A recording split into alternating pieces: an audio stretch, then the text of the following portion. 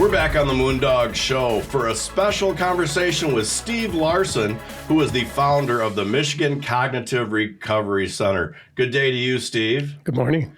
Yes. Hey, you have a great program here that we talked a little bit about, and it's all to do with Alzheimer's. And when you look at Alzheimer's, the word cure doesn't often go along with it. They say, now there is no cure. But you're here to say that things are happening that could be a cure. So what is the Michigan Cognitive Recovery Center? Well, first of all, it started a couple of years ago, the effort. The name is new, but my brother has Alzheimer's, and he's had it for about 5 years now. He's actually in hospital with Alzheimer's now. And so that caused me to do a lot of research because we're in the assisted living and memory care business. I'm involved with about 3 facilities. This would be our 4th. Although this will be different because the goal is you don't go there for palliative care to pass and have a somewhat enjoyable, comfortable life until you pass. Our goal is to actually get people to go back to their normal life. And excuse me. So bottom line is Michigan Cognitive Recovery Center, which will be opening soon, probably the next couple months. So this is mid-September, a little later September. So best case is sometime late November. Worst case is probably January, so 2 to 4 months. Okay. Anyway, the bottom line is Alzheimer's has been noted as a death sentence. And just like my brother, there's no cure. There's maybe a drug that slows things down, but there's side effects, those kind of things. So when I learned about Dr. Bredesen's program, and I read the book End of Alzheimer's, and then End of Alzheimer's Program, and then Ageless Brain, all of which he wrote. He's been doing research for 40 some years. So, and then there's another book by someone he taught, by Dr. Heather Sanderson, called Reversing Alzheimer's. Actually, there's 2 reverse Alzheimer's books. One's on epigenetics as well. But the bottom line is, after doing the research and lots of other information that's out there, plus using, one of my undergrad degrees is biology, zoology. And so some of that information that I learned about Avogadro's number and how many molecules in the body all came back to me. But bottom line is 84% in one study and 75% in another recent scientific study showed that people got better. And the majority of those people reversed their cognitive decline, many going back to be able to be normal and back to work. Yeah, and that to me was kind of the best thing about it is, so many things we have going are just to kind of treat the symptoms. Right. Or, hey, we're going to give you that palliative care to just bring you through end of life and make it comfortable for you. Right. So how is this different from other ones that were actually talking cure? Well, first of all, it's about a 12-month program. Some people get better in 6 to 8 months. It's individual. There's a lot of diagnostic testing. Interesting that there's 8 of us. I'm one of them, and staff and people that are involved with our Michigan Cognitive Recovery Program. We're actually doing the program, and we sort of just finished the 20 session, if you will, 20 weeks, including lots of homework and workbook study and stuff. And we started with giving 12 vials of blood. There's a lot of diagnostic testing. There's also cognitive tests that you have to take. And then there's an assessment by a physician. In our case, it actually was Dr. Bredesen, because we'll be the 3rd facility and the largest in the U.S. The only one east of the Mississippi. There's one in Kansas. It's a 16-bed. They're full. Only two people from Kansas. And there's another nonprofit. It's an Armenian nonprofit in Fresno, California, called the Vineyards, and they've got 20 beds set aside. And both of them are doing very well. So we're the 3rd one. We're not new. It's not a guinea pig thing. Yeah. The first lady who did all this, who started and got Dr. Bredesen going, patient 0, they call her, was from 2012. She's now 81 years old and literally walked and got better. Her mom had Alzheimer's. She was scared to death, went to Dr. Bredesen. I'll eat dirt. He said, no, I deal with mice. I research. And all of a sudden now she's 81 and she's walking across America. What is this, 13, 14 years later, trying to tell people wherever she stops, saying, here, there's a program out there that can help people. Wow. And she should have been long gone by now. Oh, absolutely. Yeah. So what are the stages of Alzheimer's? I've known people say, they just got this very, very light dementia, and then to where these folks don't even know who they are, who anybody is. Right. They're still alive, and they seem like they probably even seem somewhat vibrant, but they just aren't all there. You raise a good point. Yeah. So there are really 3 levels of Alzheimer's, and Alzheimer's is a form of dementia.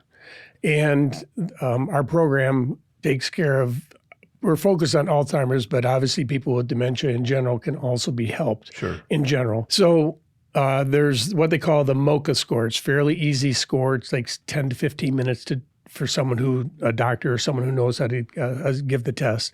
And you and I would likely score 27 to 30. 30 is perfect. People who score from 17 to 25 are considered mild Alzheimer's. Yeah. People who score between 10 and 17 are moderate, and 9 and below are severe. And by the way, those tests I told you about, those were people primarily who had mild and moderate scores that got better. Obviously, the more severe, just like any horrible disease, whether it's cancer or heart disease, the worse you are, the harder it is to fix it. And that's the same with our program. But there's anecdotal evidence. In fact, Dr. Bredesen told me about one, and I've read about a couple others. Literally, they couldn't talk, they couldn't walk, couldn't recognize their loved ones. And on the program, they're walking in nature with their husband and remembering who he is, and that memory's coming back. Will they get back to a 27 to 30? Very unlikely, but it's a miracle that they can recognize their loved ones again. And function in society. Yeah. Does the Alzheimer's patient, whether they're just in the beginning stages or whatever, do they have an idea, or do they know this is happening to them? Actually, it's interesting. Yes, most of the times, absolutely. And it's very disturbing at times. In fact, the Michigan, it's called MALA, Michigan Assisted Living Association. They've had a couple annual conferences where they've literally brought people in who have Alzheimer's. And they talked about, they make a list when they're taking a shower, like, okay, first get wet, 2, put on soap, shampoo, and then rinse. Yeah. And because they forget to rinse sometimes, they just things that they used to be able to do, they just can't do. But there's ways that you can do, and especially if you have a loving spouse or loved ones who come in to help, that your life can be better to deal with it. But our goal is to actually help people get better, not just the palliative or, hey, we can help you live with this. Yeah. Our goal is to get better. Now, having said that, the tests, I think the one where 84% got better, like 6% or 8% got worse. It didn't help everyone, and we want to be clear with that. Our tagline for Michigan Cognitive Recovery Center, that's going to be opening in Fenton, Michigan, is where minds heal and hope renews. Yeah. And that's kind of our real goal, is to heal minds and give people hope. Yeah. And you probably will hear some people say it's a miracle. Maybe it is, but it's a process. It is. Can you kind of take us through that process? And and someone decide they're admitted, and you say, "Yep, we're going to take you on." What happens then? Well, how we're setting this up, and we're working with Apollo Health, who has a very robust program, and that's the program we're doing for our 8 people. First of all, there's 36 to 40 things that Dr. Bredesen and other researchers have shown cause the amyloid plaques that cause Alzheimer's. And it's primarily amyloid plaques. There are other things. And mind you, there's 10 trillion neural connections in the brain. So there's a lot going on up there. And I say like I knew that. Right. But when you start talking trillions, those are numbers that really our brain can't even fathom. Yeah, 1,000 billions or 1,000,000 millions is a trillion. So bottom line is, the 36 to 40 things we know cause it.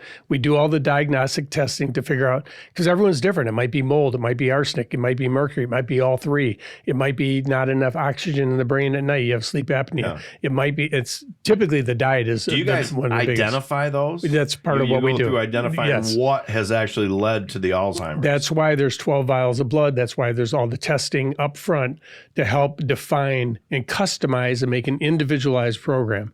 And then so once we know the key things that were causing a person's Alzheimer's, there's over 140 things you can do to fix it. Nice. So a lot more than what caused it, which is that actually stacks, I think, the deck a little more in your favor. All I know is it's an innovative program. It's a huge lifestyle change. And most people have a hard time not wanting to eat chocolate or not wanting to have sugars or not wanting to have potatoes, which are a simple starch that your body easily converts to sugars. So no sugars, no glutens, no grains in the diet, mostly organic food. I think the average nursing home in the state of Michigan is like $3.50 or $4 a day per person per food. I know at our assisted living memory care, we're about at $8 a day per person for food.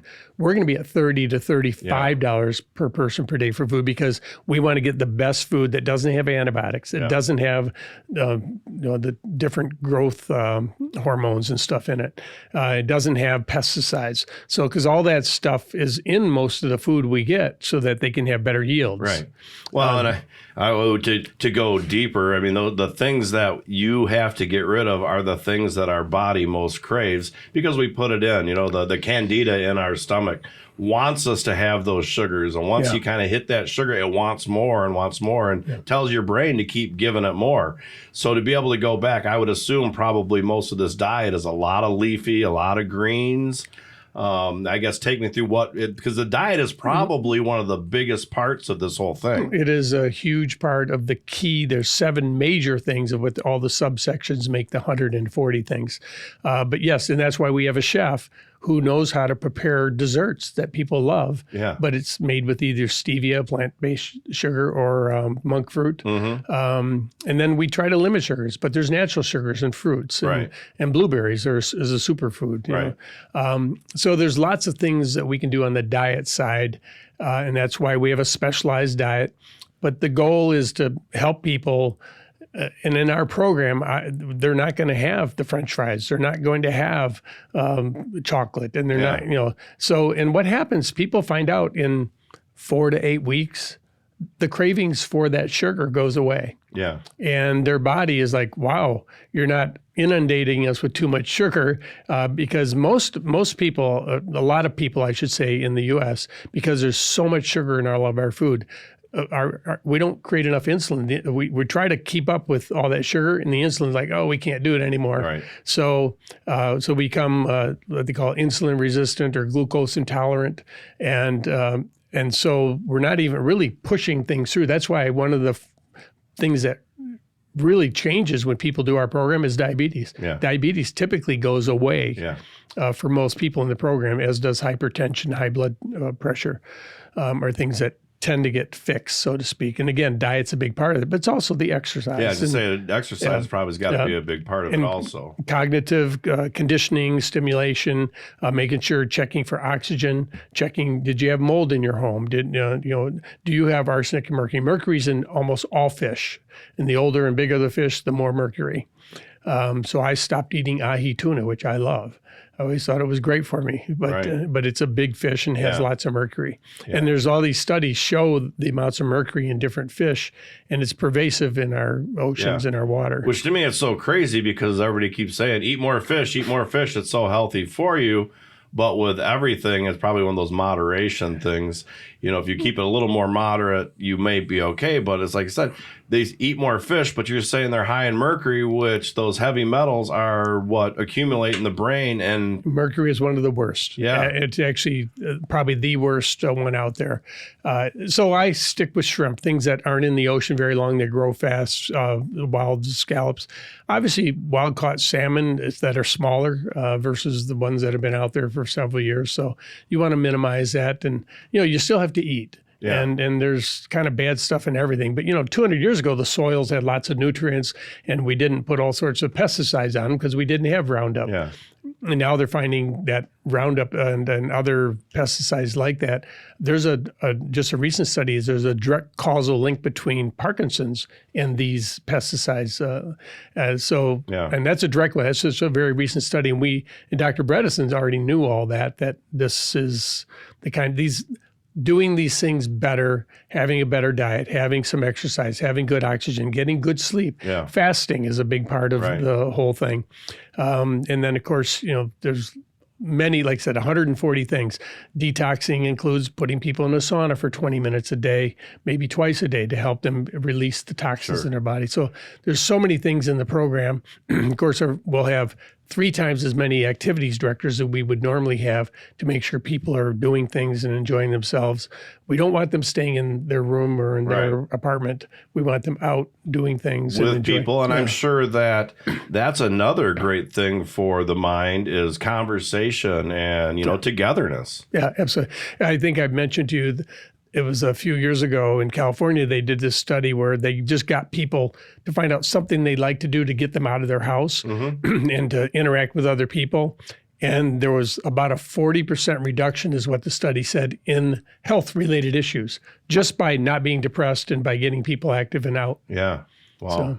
So we talked about this program. I think it's an absolute great program, especially when you're talking about Alzheimer's. But as you had mentioned, there's a lot of other fringe benefits for other disorders that this may help with. Not that you're there for Alzheimer's, but you said it a lot of times it helps with diabetes. It may help with, other mind things. And probably my guess is there's probably some physical things that this program probably helps with also. You're absolutely right. In fact, one of the comments on the book by a physician who talked about the book, he said, this should not be called End of Alzheimer's. This book should be called End of All Chronic and Neurological Diseases. That's a lot of stuff. Yeah.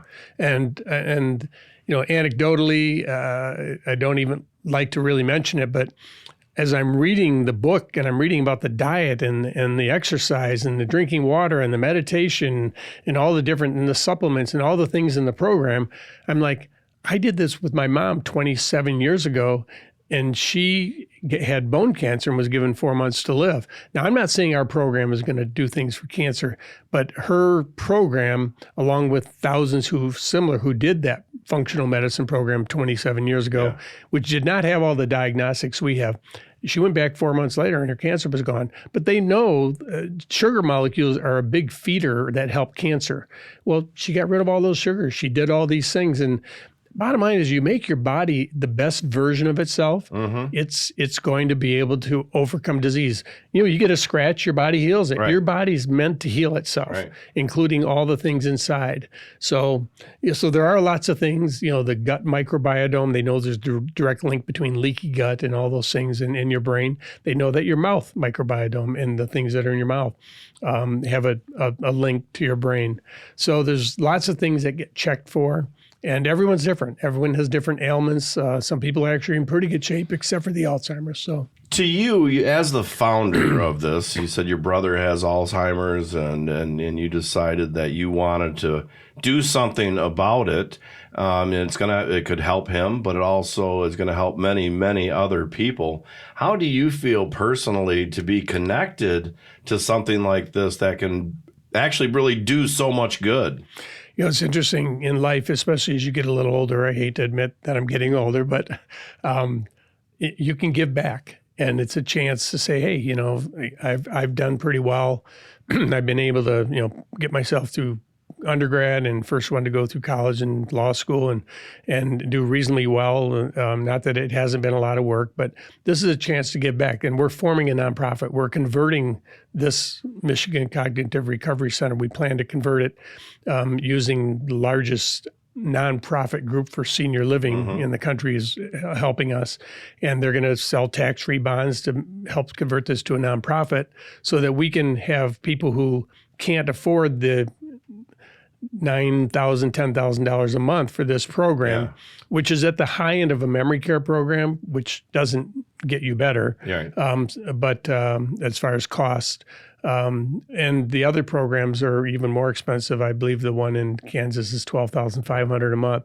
So wouldn't it be great if people who can't afford that have a chance to get better? Sure. And that's behind all this. Yeah. And my brother, he was a pretty straightforward, simple guy, hugely honest, hugely helpful to people, just a great guy. And so we're dedicating this facility to him and to being a nonprofit.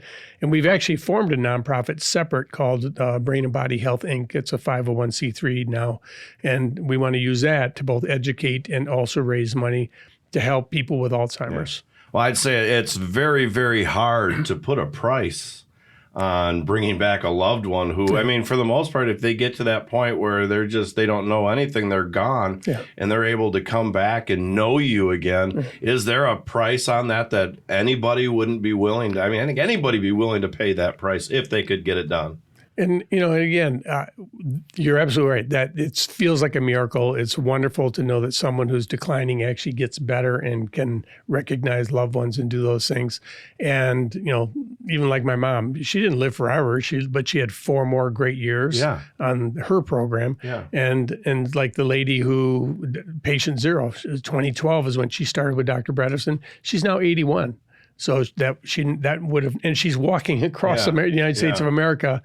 Last I know, she was over halfway in Missouri. That's amazing. Yeah.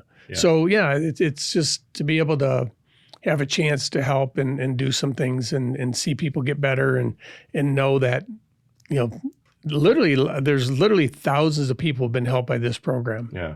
Well, I certainly think it's going to be a great thing for a lot of people, maybe even me someday. You never know what's going to happen. We don't have a crystal ball for the future, so it's always good.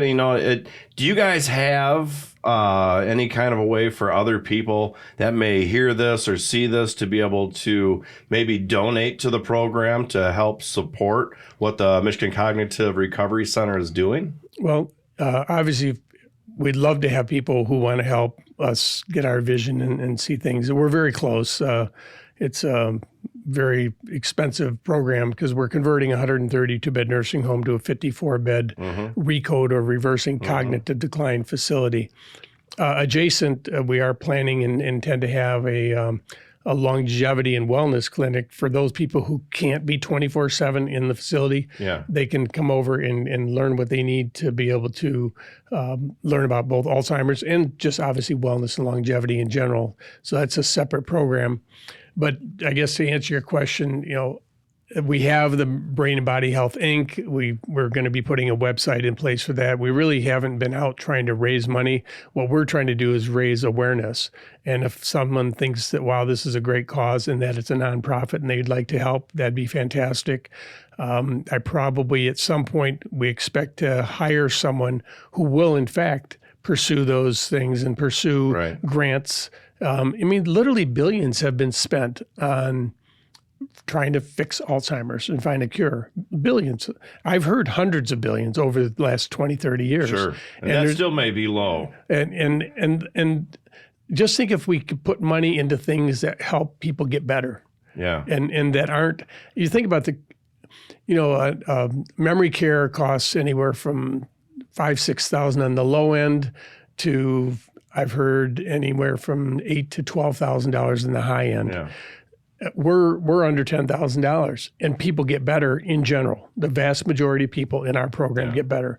So it seems to me that the government would want to maybe think about using and also help us verify. Yeah. We're trying to work with research universities and hospitals because we, along with Dr. Bredesen and Apollo Health as our partner, we want to show that here's what the panels were. Here's where people were when they came in. Here's where they were 3 months later. Those are statistically valid things that we can do to show that, hey, they got better, but it takes good analysis and good science, if you will, to help monitor and follow things. And we want to do that with third parties who want to show that, yes, either this works or doesn't work. We know it works, and we think that they will. I think we mentioned a statistic.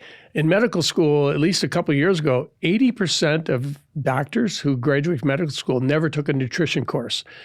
So they study all the molecules of drugs that go into your body, but they don't study all the molecules of food. The good molecule, or bad, obviously. Food can be good or bad. Yeah, that's always been kind of a concern for me. Times I gone to the doctor, And it's like, well, your blood pressure is high, or you're getting into it just isn't looking so good. Well, the first thing they say is we've got a drug to prescribe for you. And when a lot of times it can be done with diet. Yeah. Now, in this program, do you guys use any kind of pharmaceuticals, or is everything just kind of all natural? So first of all, if someone's taking pharmaceuticals prescriptions, they stay. We don't change what they're doing. But obviously, if someone has high blood pressure and has medication for that, and on our program, typically people get back to normal, then you don't need the prescription. And even their physicians can say, oh, your blood pressure is normal. Well, you don't keep someone on a drug they don't need. Right. So I think physicians, they truly care, but they're just trained a certain way. And there's a difference between being intelligent and ignorance. And ignorance is obviously the lack of information. Right. And so our goal is to help educate that there's programs out there that are amazing and are truly helpful. And we're just one little piece of the pie of people who are trying to make a difference. And I think Robert Kennedy is also talking about many of these things. So our timing is probably good right now. Yeah. I think that you're on the right track with asking questions that how can people learn, or what do they really need to know, or what's helpful for them to know? I think we've covered things. If there's anything else you can think that you would be helpful for people to get an answer that I could give that would be helpful to make them say, hey, there's hope. Yeah. So, yeah. I don't really know what the answer to that is, but I know that you're always going to have, if a person sees their parents slipping away, or not to use that word, that doesn't sound right to me, but that is what they see. Their mind is slipping, and you see that as a child, we're adult children, but you see that in your parents, and a lot of times, like, what do I do about it? No, they just put them in a home,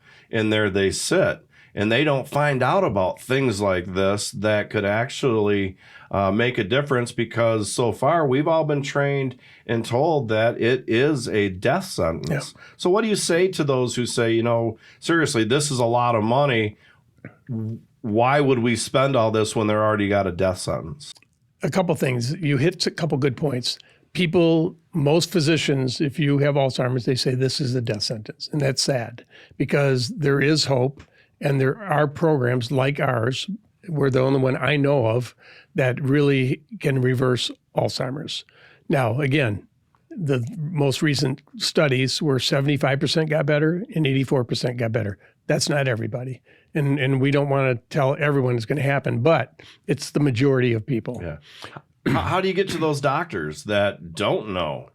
Well, that's a whole process. And I would love to think that some of what we do might make the media, USA Today, CNN, Fox, MSNBC, whatever, Wall Street Journal, New York Times. And there have been articles, but there's also, I know that the one facility in Kansas, they went to the annual Alzheimer's program and a conference, and they were told, take your sign down. You can't have your booth here because what you're doing is not proven.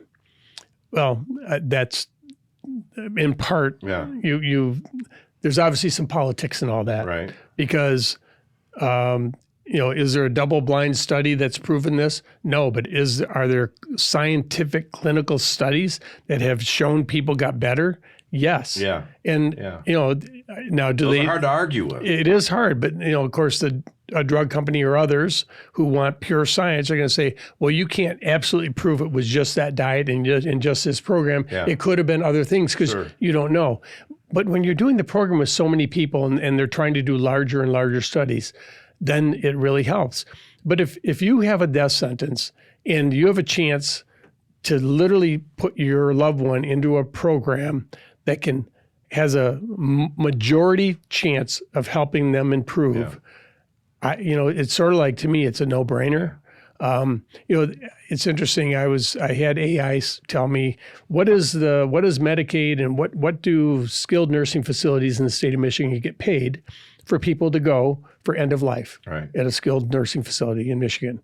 The food is literally 10 times the cost in a nursing home. We have twice as many caregivers as they. So I don't understand, I don't know, maybe it's regulatory side. I don't know. All I know is that it would be great if, in fact, we can show that what we're doing makes sense we can have studies that show validity for what we're doing. And that's what we intend to do. Yeah. We want to work with others to say, hey, prove us wrong. If this is a hoax, if this is something that's wrong, if Dr. Bredesen with 40 years of research and they've trained 3,000 practitioners worldwide to do the RECODE, Reversing Cognitive Decline program, if this is all just nonsense, prove us wrong. Yeah. But I've seen programs like this work. Yeah. And I believe it, and that's why we want to convert it to a nonprofit. Well, I'll say this. It's just a little story, a personal one. My mother passed away a few years ago from lung cancer, actually colon cancer they found in her lungs. And I was there along with my brother for her consultation where he told her what was going on and how you move forward. One of the questions that I asked, it was actually about cannabis because there is some emerging science about how cannabis can help in a lot of cancers. And I asked about that and he goes, no, we wouldn't want to do that. We want to know which one's working. And as a loved one, I don't care, but they do.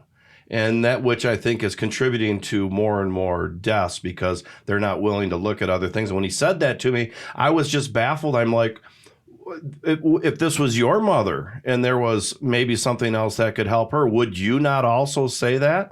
But as a doctor, I'm sure his hands are kind of tied into their narrative and what works for them. And they have insurance issues and they have liability issues they're always thinking about. So I'm not going to blame the doctor, and also they've been trained a certain way, like you alluded to.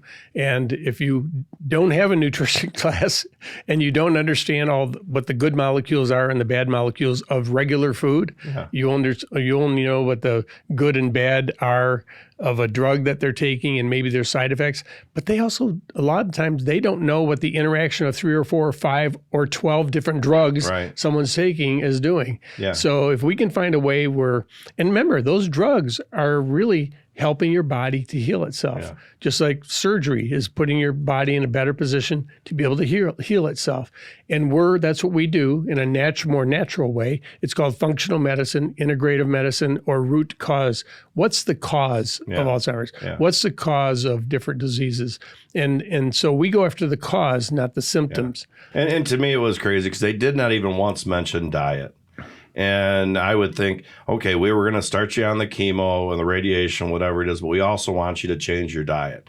I talked to my mother about changing her diet. I said, you really need to change your diet completely, Mom. Get done with these sugars. You need to go to a lot of greens. Well, she wouldn't listen to me or believe me because I was not the doctor. Yeah. And to me, that was just a bad thing. I mean, how could anybody with common sense alone know that if you change your diet, your body will respond in usually a positive way? Yeah, and I don't think people realize, literally, I think they did a study that young girls are now growing their breasts 2 years earlier because they're getting all these growth hormones and stuff, and that are eating through the chicken breast and the beef and the other things. So it obviously has an impact. I think we talked about the molecules thing. There's 1.67 times 10 to the 21 zeros molecules in a little drop of water.